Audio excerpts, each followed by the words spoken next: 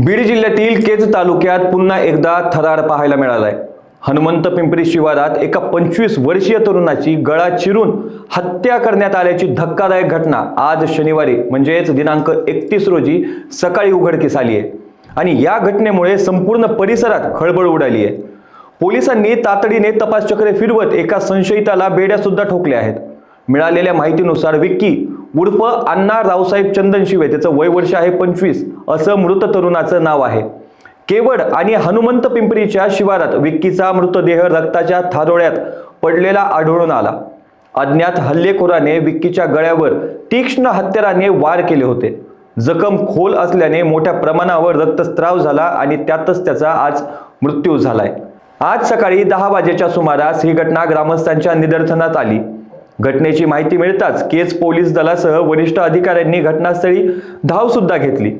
यामध्ये upper police अधीक्षक चेतना तिडके, उपविभागीय पोलीस अधिकारी व्यंकटेश देशपांडे, पोलीस निरीक्षक स्वप्नील उनवणे व महेश क्षीरसागर, पोलीस उपनिरीक्षक उमेश निकम, इनामदार आणि अशोक सोनवणे यांनी घटनास्थळाचा पंचनामा करून तपास वेगाने सुरू केलाय।